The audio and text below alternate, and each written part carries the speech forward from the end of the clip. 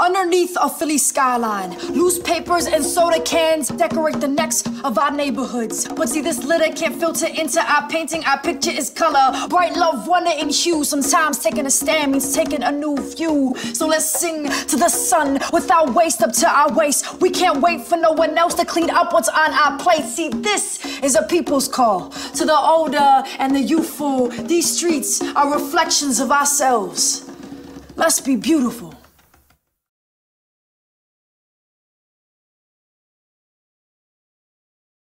Well, my name is Edwin Bezamore. I'm from the Goodlands, West Kensington, Philadelphia.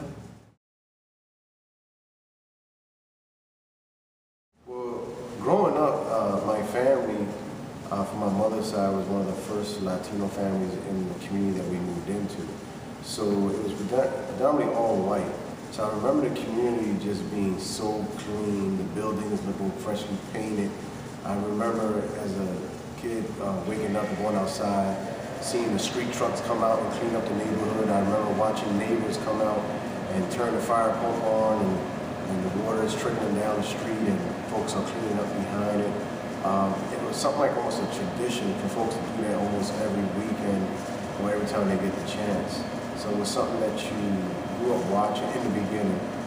As time went by, the neighborhood started to change, started to become downly Latino, Puerto Rican, but it was still the same. The Puerto Ricans who moved in, I remember just being a part of it. It was like one big family, everybody cleaned up, everybody pitched in.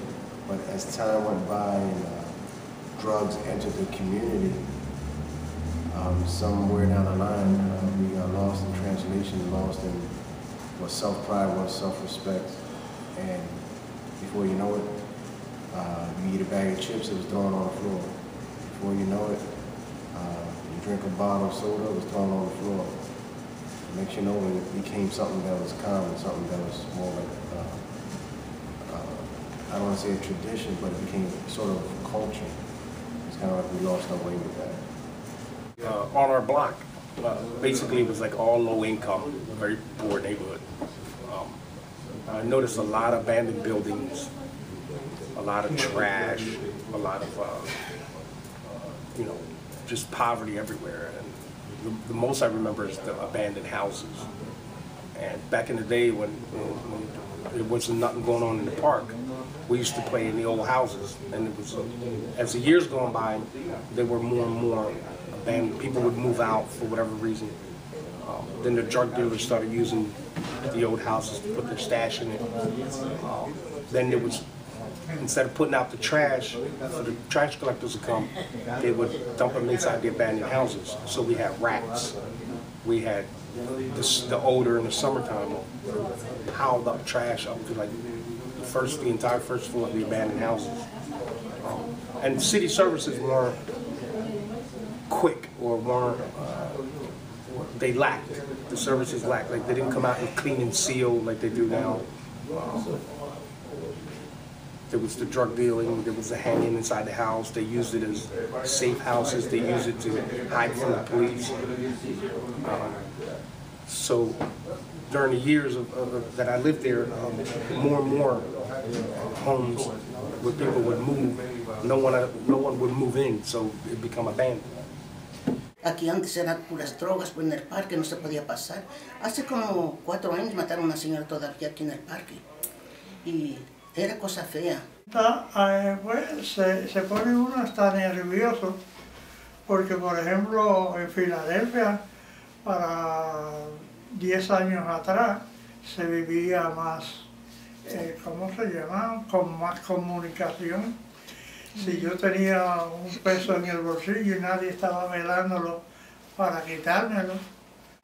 Hace 32 años yo vivía aquí, ¿verdad? Pero yo no podía traer a mis niños al parque porque era terrible.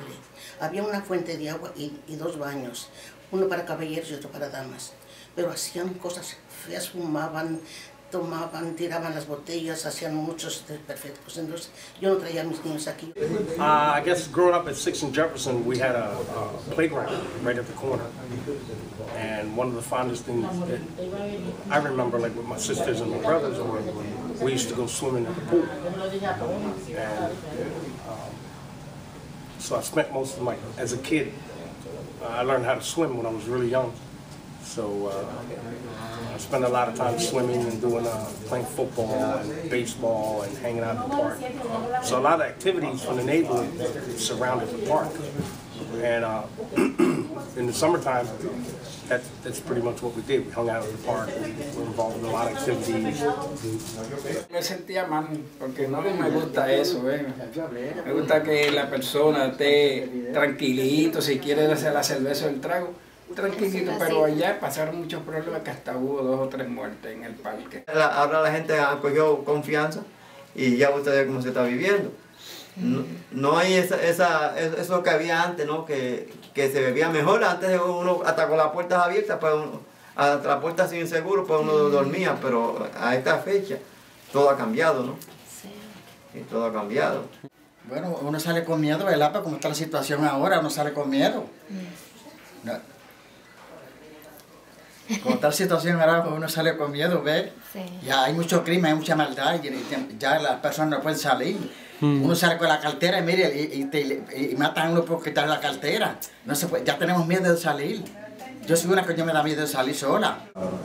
The change was just people just feeling like they just gave up, you know. And as the new culture started to grow up, you know, come on in, like the new kids, the new generation that started to grow up in the neighborhood, I guess they started to say, well, I guess this is the way it is, because they started throwing bags of chips or just certain trash in the neighborhood. Like, for one example I like to say is, I do some mentoring in an organization that I'm involved with. We might take a youth from the neighborhood out to Northeast, Franklin Mills, the Chamonix Mall, and you can say, hey, here's a bag of chips, here's some fries, here's some food. They know to go throw that stuff in the trash can. But as soon as we get down to the neighborhood, they're quick to throw it on the floor, and it goes to a reflection for themselves. So as these homes were abandoned, a lot of them were torn down. So we had a lot of alleys and lots where I grew up at. And that became a dumping ground for trash and debris and things and whatnot. And one of the things that they used that for was the drug dealers we used to hide the stash. People just had no pride in their neighborhood. People just lived like slobs. You know? Antes terrible, ¿no? Porque tú sabes cómo están estas calles llenas de robos, drogas, matanzas, y todo eso son cosas terribles. Pero aquí no estamos en lo terrible, aquí estamos en lo bueno. Tranquila. Y porque no había tanto crimen como que hay ahora, tanta maldad que hay, tanta matanza, Dios mío, Señor Padre. This neighborhood, since I've been here 3 years, and when I first started, we had a drug problem outside, and our seniors had such a problem just going out because there was always trafficking. There's a hospital there that help people that do drugs, and that's good. But our seniors used to be afraid because they would find needles in the street, across the street in the park. There was a lot of hangouts, and they did do a change. It's a lot better. This is my 3rd year here in Casa Carmen Aponte.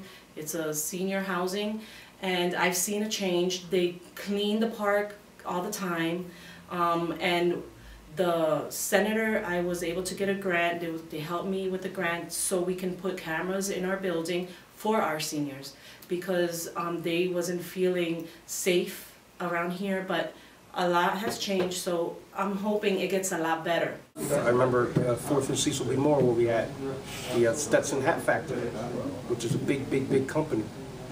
And they eventually they moved the company out west. I believe they moved them to Texas, and all those jobs went with it. And it was one big shell on the block, and they set that on fire. So we had to worry about the trash, the rats, the smell, arson, you know, your house getting burned down. But I noticed today, these days, we have a lot of programs in the city that are more quicker. There's more services available. One of the differences I noticed today is, like I mentioned earlier, is the clean and seal. Like the city comes out and they board up the homes. A lot of the factories on American Street that closed up and jobs left the city became abandoned. One of the issues we had were arson. People were setting factories on fire. That's another memory I had.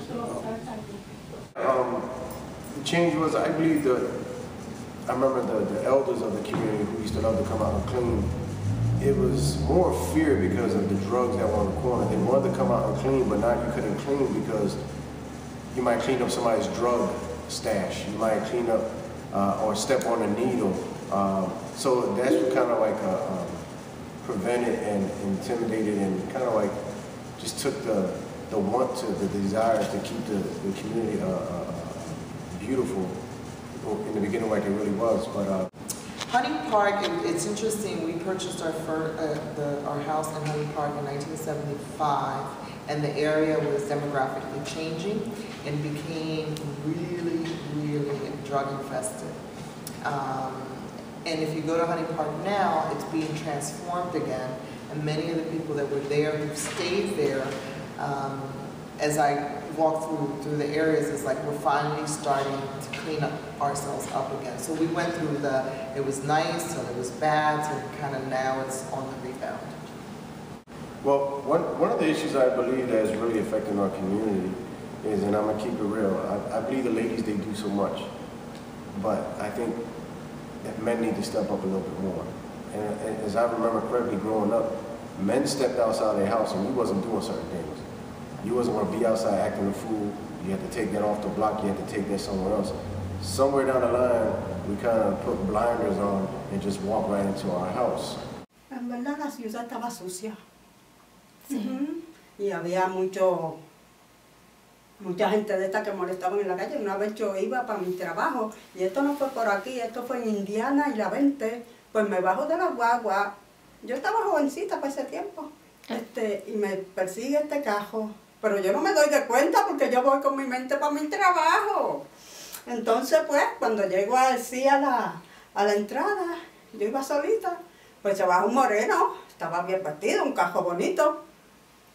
Y me hizo una cosa bien fea. Y yo abrí la boca a gritar. Bajaron la gente que estaba en la factoría arriba, porque era en el segundo piso, con palos y piedras, pero el moreno se fue. Hace un tiempo fumaba marihuana ahí mismo ahí en el banco ese de ahí. Ajá. Y entonces un señor que vive por aquí se hizo cargo de eso. Se hizo cargo de sacar. Sí. Y verdad que limpió eso. Yo más nunca he oído decir que está pasando eso por aquí. Aquí el parque es más limpio. Aquí viene gente a limpiar ahí casi todos los meses, 2 o 3 veces. Okay. Pero por allá no, allá la gente se pone a beber y tirando en el parque botellas, cerveza, y sí.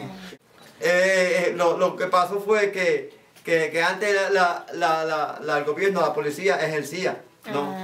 Y se veía un grupo de personas en la calle, que yo me acuerdo y decía, si paso por aquí otra vez, lo veo ahí ustedes. There has been a change, improvements around here. This is the senior housing, and the seniors, they feel a little afraid sometimes in the night, because it is a big park across the street, and before there was drugs and people hanging out, but now they have cleaned up. It's a lot better, a lot prettier. They plant flowers, they clean, and the community helps each other just, to keep the park clean. And they did have help with the police also, because they do come around and they check, make sure that there's no one hanging out, no drugs. Before, you would see needles on the floor. The park was really dirty, and people just walking around doing things that they shouldn't. Bueno, gracias a Dios y al gobierno que ha puesto muy bien este parque. Back then with the residents here, I've noticed they would seem very drawn, like they wouldn't want to go outside and enjoy the park or like even talk to people like that they know around the neighborhood. They wouldn't do that because they were afraid of somebody that they don't know. People that normally come to the park, you know, to do drugs or sell drugs or hang out, and prostitution also, there was a problem with that.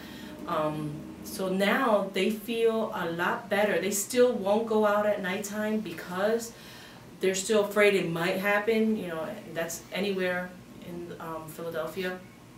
But now I see a difference. They're more happy. They see that the park is prettier, it's cleaner. They planted flowers, and they're more united when it comes to this area of the park, and because of their living around here, it seems more cleaner and more friendlier. Bueno, yo creo, porque aquí unos vecinos, hay un vecino ahí que cuando él he visto, porque yo vivo para arriba, en el cuarto piso, pero para el frente. Ajá, una vez había alguien ahí haciendo pipí ahí en el parque, y él cogió un fuete y lo llevaba por ahí para allá. Sí, y se fueron. Y esa gente ya no se ven por ahí. Another issue was abandoned cars. Thousands and thousands of abandoned cars in our district, in our area, in our neighborhood. And a lot of them were stolen, or they were broke down, and they would dump them in lots. They were leaking oil, kids were playing in trunks, kids were playing in glass. And one of the things the city started doing, which I was impressed with, was the abandoned auto unit, where now when you report a car abandoned, you know, they come and they tow that car and they take it away. It doesn't sit in an alley for 3, 4, 6, 8 months. So I noticed that was something positive. Bueno, yo sabe de capitanes de bloque, son personas que ya están instruidas y dirigen los vecindarios. De eso sé, y eso ha sido muy bueno. Another change was the demographics in my area. Not too far from where I grew up, it's now called Northern Liberties, where you know, it's been rejuvenated. You got a whole new different class of people who moved in. And we have a lot of businesses that are moving back into that area, and it's revitalized. So it's nice to see a part of the city that was once abandoned and dilapidated and barely you know, anyone never came into that neighborhood until today, where you have apartment buildings, you have a supermarket now, Second and Girard. You have a lot of different bars, you have a lot of different stores, you have a shopping plaza. We didn't have that 20, 25 years ago. So we got a different group of people who now reside in that area. So I noticed that change was for the better. And along with that comes new crime. Theft from autos went up, robberies went up, because people found that place to be an opportunity where they could come in and rob from people who aren't familiar with the neighborhood. Ay, yo me siento más contento, porque aquí hacen de esas fiestas ahí en el parque, y hacen diversiones de los nenes cuando salen a la escuela, hacen picnic y todo eso. Sí. Y hasta la fecha me siento más tranquilito, pero las cosas están mejores ahora. Yo encuentro que esto aquí ha mejorado un montón. Ya le digo, la gente está pendiente, los vecinos aquí están bien pendientes de este sitio aquí, y ahora que está tan limpio y bonito, Y ahora cada año prospera más, cada año prospera más. Ya vienen y cortan la grama, podan los árboles y todo ya está mejor. Yo me sentía mal porque no me atrevía a caminar por ahí, por alrededor del parque. Entonces, pues ahora sí, ahora por las tardes, en el verano, vente conmigo, pues yo me tiro por ahí, camino, bien diferente. Ya no están esos droguistas por ahí molestando. Claro, bien bueno, ha cambiado un montón. Well, right now, you see that you keep driving. This is the safe to be in. You know, the lighting's not too good. There's trash being thrown outside on the rec center. We did a cleanup one day at Waterloo Playground, and what was very surprising was we seen a bunch of kids just walking by the playground with basketballs, but we were like, where are you going? Oh, we're going on board, and they were going into another community just to go play. And I was like, this place is right across the street from your house. Oh, we can't play there because this is such and such playground. And that such and such person they were talking about was a drug dealer. We're not allowed to play in there during these hours. So basically, the young folks in the neighborhood identify that playground as an area that drugs are sold, not an area to play, not an area to be safe, not an area that's clean. Because you can't run in there with basketballs because there's needles in there. You can't run around in there because a drug dealer has a stash in there. You can't do certain things. One of the things that people might find surprising, but if you do talk to a lot of youth and you ask them, how do you feel about the community that you grew up in? And the first thing they will say is dirty. It's dirty and it's sad. Pretty much any other given day, you can stop by the rec center and you can find someone sitting outside getting high, someone right behind the building smoking crack or shooting dope. You can look around and see the graffiti in the swimming pool, the basketball courts, the hoops torn down, holes that are cutting the gates. So many things that you can see, and it's kind of like, does this look like a place that my kids can play at? No. Nowadays, there's hardly no work for young people that makes them want to go out there, sell drugs, something easy, fast, and accessible for them. And also, a lot of people, that's why they suffer, because of the inconvenience that some people have when they're trying to do good. They get rejected, and that's what causes all this problems and chaos and disrespect for one another. People are afraid to tell people when they're doing something bad or help someone because there's just no respect. There's the unity is no longer available because there's no one that wants to come forward with anything that they know or help anyone. And sometimes our seniors, they suffer because of that. They see the difference in the young people, the difference in just even the government. They are now against the parents that want to discipline. They are against people that want to help the community, but since people are afraid nowadays because everything has changed so drastically, and that is the reason why the community is not united as before. A lo mejor se esconden. Se esconden porque ahora nadie quiere hablar. Pueden ver que matan a la gente por ahí. Tienen miedo. Tienen miedo.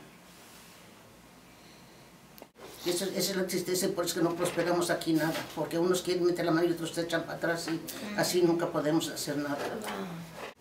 I think with some people or some organizations are willing to help and speak out and fight for their community, but I see that some people or residents that live in the community are afraid to speak up and say what they see or say what they think, because that might come against them in some reason, as maybe somebody can see who's saying something and go after them or get hurt, or for their family, they're scared for their family.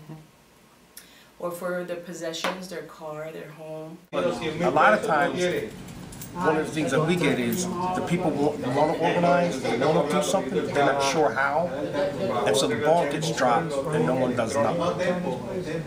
And it's frustrating because you want to help these people, you want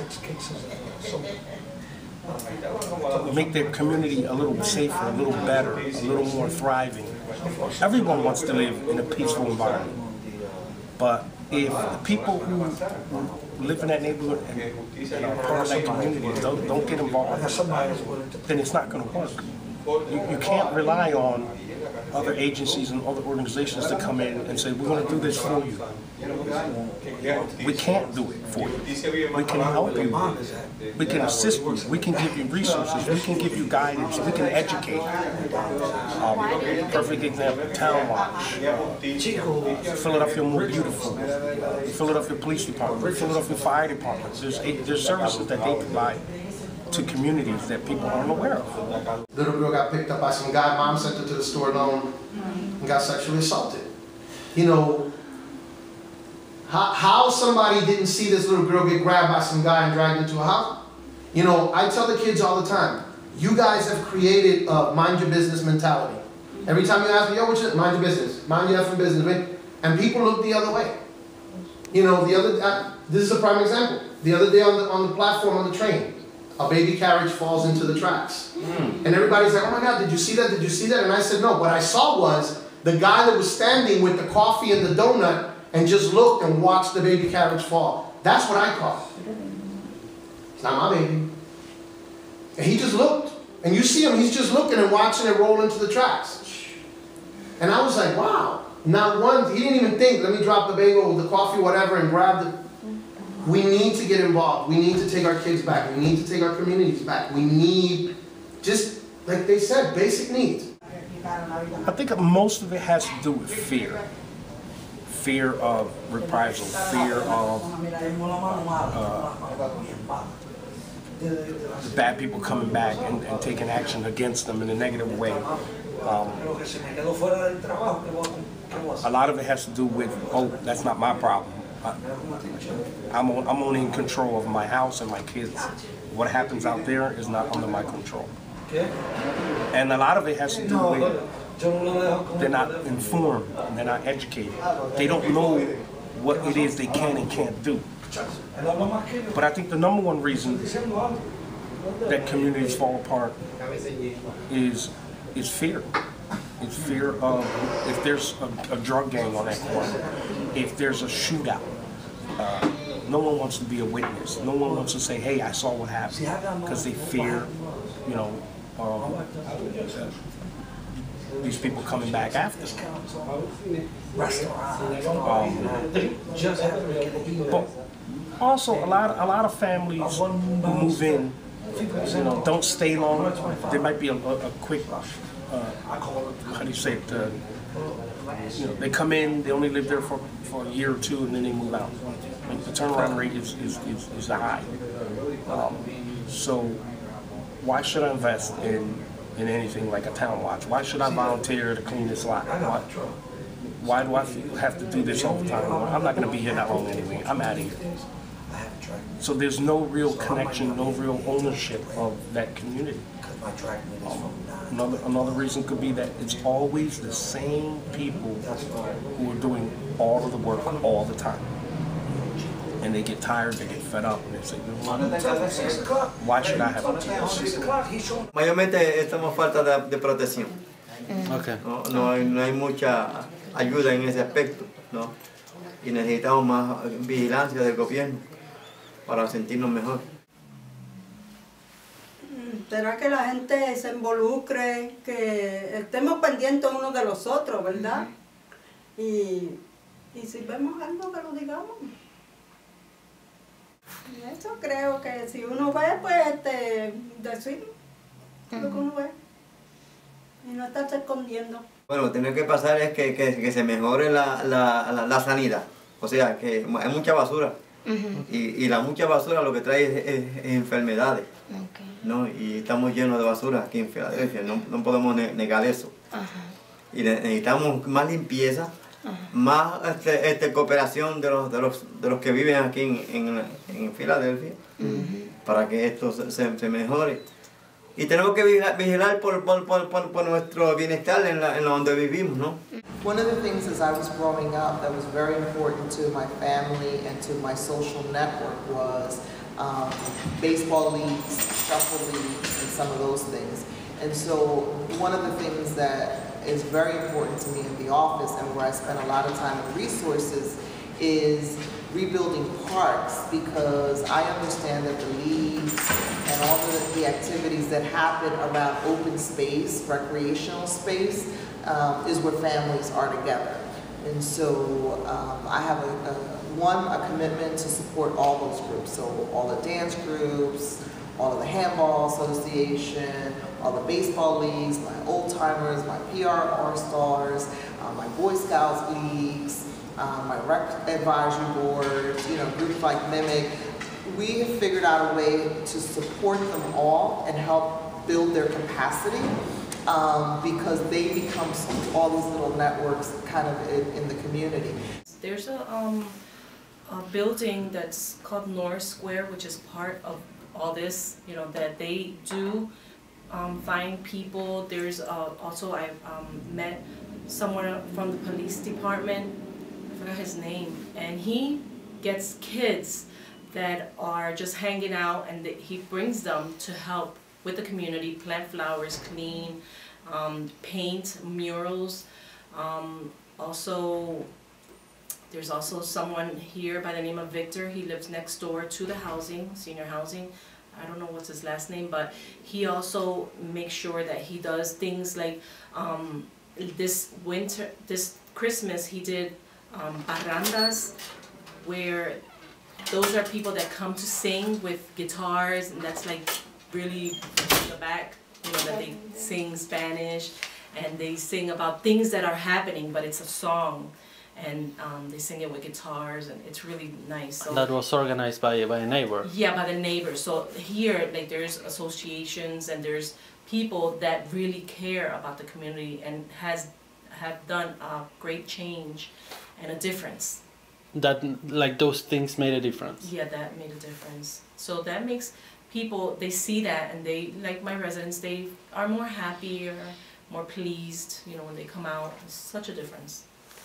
Yeah.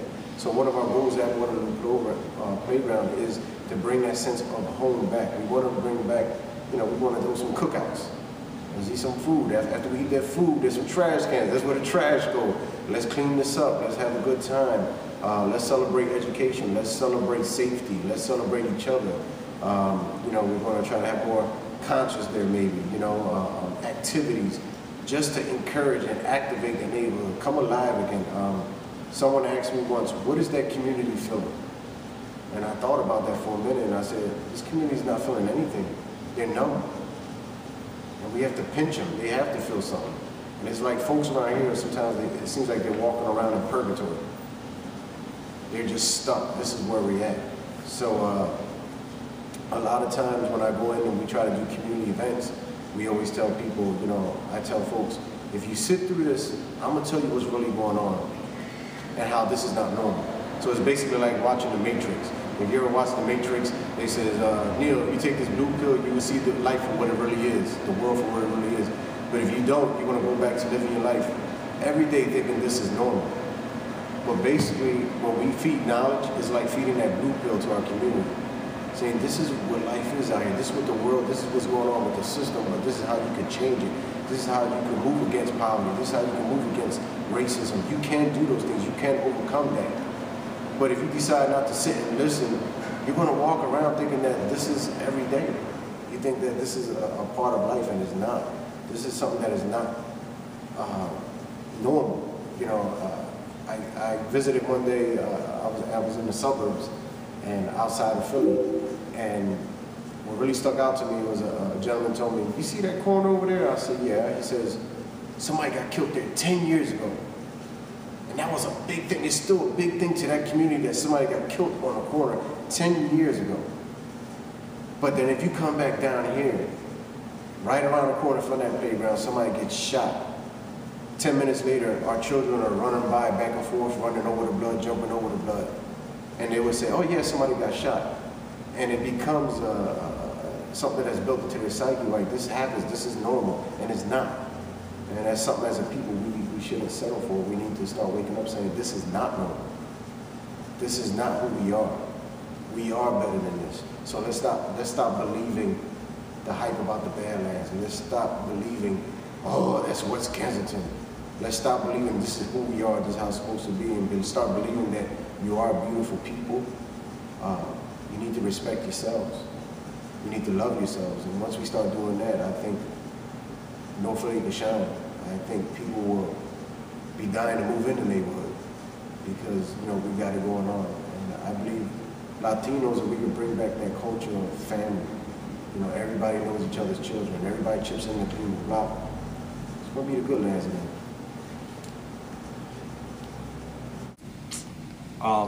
We noticed that there was a high crime, high drug, high shootings, you name it, around 5th and York area.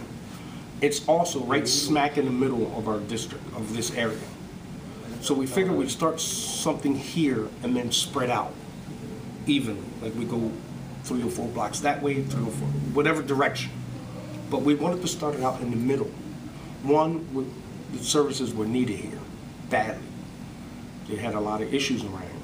So the park was the perfect vehicle to come in and empower the neighborhood, empower the residents to come in and say, you don't have to, we're not here to save everybody. And we're not going to change everything overnight.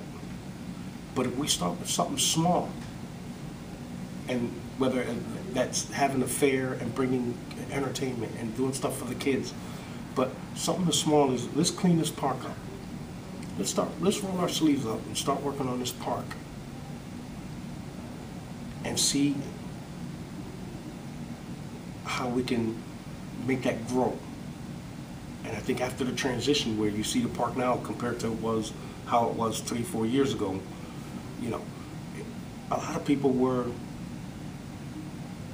excited, a lot of people had hope, a lot of people realized, hey, we can do this. So it gave them a spark. And, you know, we wanted to use that spark here, but also to move it in other areas where we can start lighting sparks up in other parts of the community and show them that, look, like when they come to the meeting and say, this can't be done. We've tried this before. And say, listen, look at 5th and York, look what they did. Look at how that community got back up on its feet and revived, and people started getting involved. So one of the things that we've uncovered is, particularly in Hunting Park, is one of the few neighborhoods that's working poor, but it's home ownership. And so the challenge that we have now, 30 years later, is how do you keep people in their homes? And part of that is, so if someone has a leaky roof and they don't fix it, then they end up kitchen busted, and then they can't afford to fix the house and they leave them vacant. So in Hunting Park in particular, what we're looking at is how do you do housing preservation for a working poor community that's a home ownership zone. So it may be fix their porch, fix their roof, those types of things. I think that we're going to pay attention to that and figure out how we stabilize it. And then the other piece is just changing the attitudes of people cleaning up. So that's some of the targeted work that we're doing, particularly in Hunting Park. We will create a policy for how we manage blighted properties and vacant land. So one, we'll go back to being able to sell vacant lots, side lots to people, what we call side lots for people, for $1. Very empowering, so people can begin taking ownership of the neighborhood. 2, we have a policy where we can now sell vacant houses to people and create home ownership opportunities. And then 3, the properties that are abandoned by homeowners, we have a tool by which we don't have to wait 10, 20 years to take it from them. In 2 or 3 years, when we've been able to prove that someone has neglected their property, through the land bank, we can acquire it and turn it over to a proper use. That's going to be huge over the next decade for the city of Philadelphia, and that's my goal this next year and a half, is to create that process so that we can create home ownership and turn the blight and the vacant lot into an asset for the community. And so what people do with side lots is not just about a side lot, and it's not just about parking, it's about green space. It goes back to, you know, us beautifying and turning the blight into something positive in the neighborhood. So over the next year and a half, we'll work on the legislation. It's going to take us the next 10 years to kind of turn the tide, but at least we're going to be going in the right direction. But if we don't take the time, you know, if we don't get just our basic humanity back, and stop acting like the media says, like animals, we're not going to make it, guys. You know, I'm going to set it very clear. There's a huge gap between the haves and the have-nots, and that gap is going to continue to grow.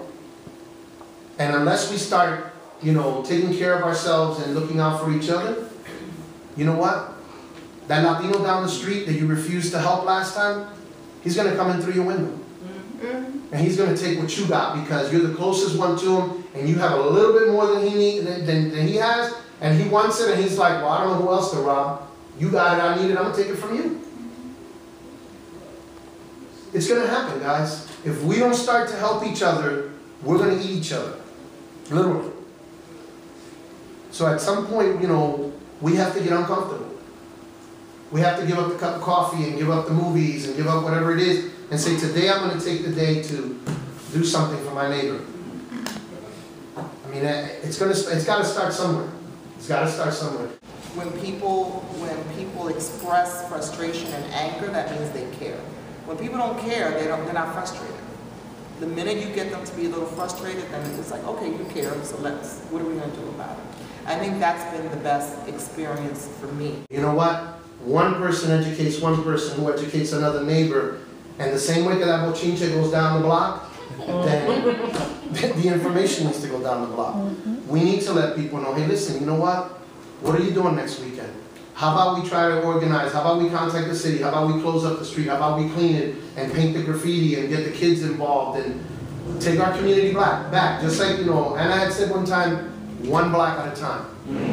You know, you do one block and get them, then, you know, invite the next block and get people involved, because they're not going to give us anything. No one is going to give us a thing. One of the key components of a thriving, safe, good community is community involvement. And we hear that all the time, community involvement, community involvement. What does that really mean? What that really means is that every resident who lives in that neighborhood has to take a personal interest and a personal mission to invest their personal time in that neighborhood. And it could be something small, whether it could be something that they do on a Saturday afternoon, or it could be something that they could do in the evenings, like a town watch. But without community involvement, no one's going to come in from a different part of the city and say, we're going to help you clean this up. It doesn't work that way. And one of the things that John and I try to instill in people is to help them organize, pick up the pieces themselves, and put something together with the support of the police, support of all the city social service agencies, community organizations, everyone come in together and say, we're going to clean this neighborhood up.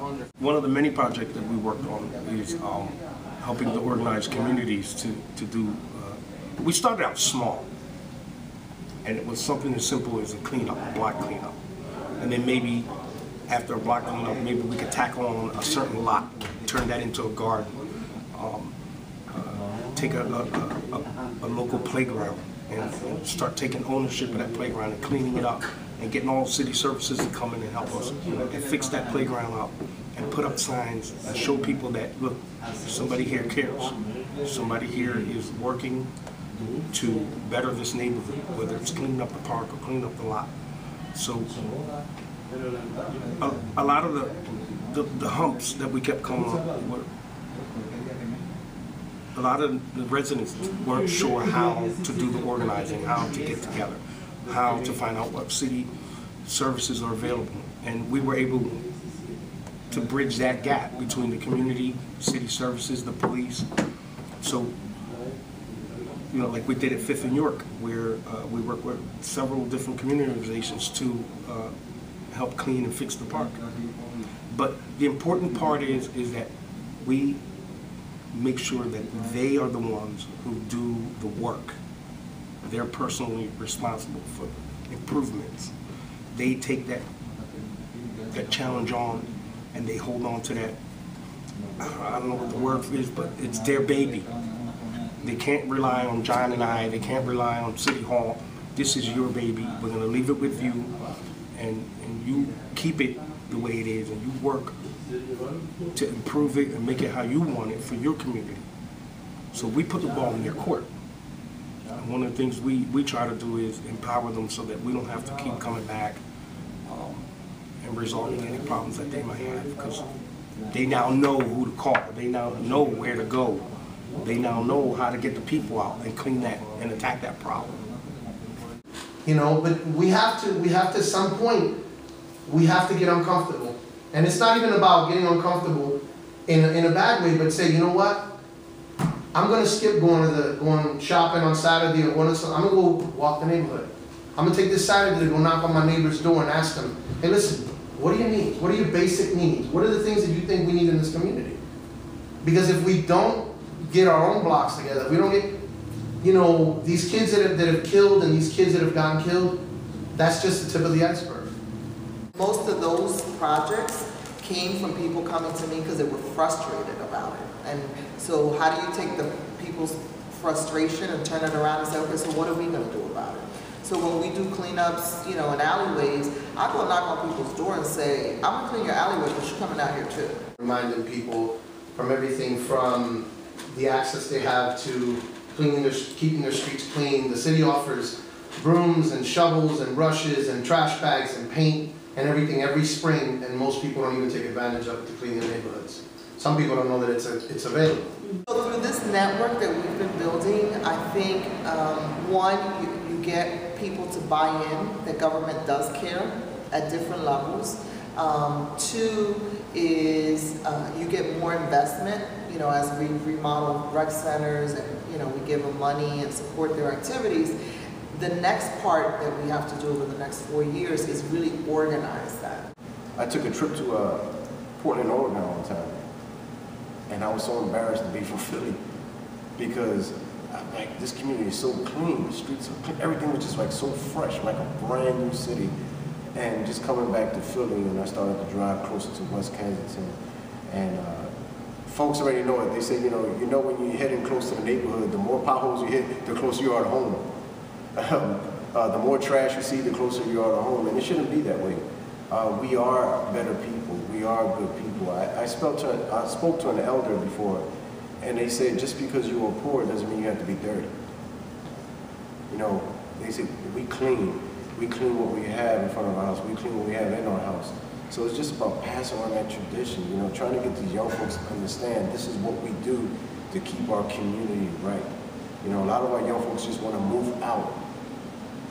But we could change so many things here. So we can say this is home, this is a place to be at. I believe the best plan to get rid of drug dealers, the first plan is activities. What I mean by that is, if there's something always positive going on, especially in that playground, in that area, you can't be around. But if we come in one time and do something, they're going to disappear for a little bit. Okay, they're gone, and we're going to come back in. But if we're there constantly, we're constantly there. We show a presence of doing so many positive things, get the community involved. It's going to be a wake-up call after a while. Like, well, we need to pack up. We need to move shop somewhere else because they're not having that here. If you notice, drugs, especially for drug dealers, they pick the areas where they're most dirtiest, most trashiest, where there's hardly no involvement, where folks will speak up. But if you have folks constantly involved, and believe it or not, you know, start inviting the drug dealers and their families out to some of these events. You know, sometimes they need to see life for what it is, because sometimes they don't know exactly what they're doing. You know, it's a wake-up call. You know, why don't you come out with your kids? We're not going to tell you, you know what, get out of here and try to just chase you out, but you can't do those things. You can be around, but you can't do those things that you were doing. So how about going by, pick up your kids, pick up your, you know, your family, come out of the park, let's have a good time. I think that's a way of also controlling what's going on. And maybe, you know, saying, hey, bring some resources. You know, here's some jobs. You know, here's the GED classes. Here's some college courses. You know, here's a mentor to show you how to invest your money and go legit. Giving them guys a way out instead of just, you know, because it's like if we push them out, it's just pushing that burden on someone else. But if we could help someone change their focus and help change their views, it's what we call for mimic. You know, it's men in motion community, but mimic what we do. This is what we're about, you know.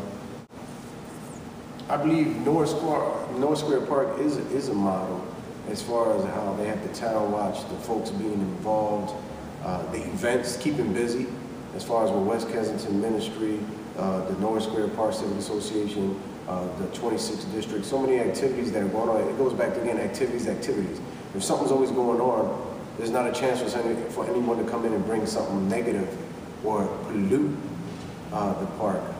Folks are on top of it, and when I walk around the park, I notice how if someone's in that park with a dirt bike or four-wheeler, it's not the cops who are coming down and say get out, it's the neighbors who are walking around the house saying, yo, you can't have that in here. And it's basically about saying, this is mine. You can't do that. You're not going to destroy it. And if we could take that type of model and bring that to Waterloo, and that's a start. And if we could take that model from Waterloo and take it to McVeigh, that's a start. And we could target all these places, these parks. These parks are hubs in our communities. And I believe these parks are something, if we could take that back as a start of bringing that good land's birth back to the community. And then I just ask that, you know, you gotta remind yourself that you change the world every day. Because you being here, you give someone permission to do this the next cycle. When you provide support to someone, you give permission for somebody else to do it. So when you live big and you understand your power, you give permission for other people to feel it, to live in it, and to thrive in it. And if you could change the way people hear, see, feel, or experience the world, then you change the world.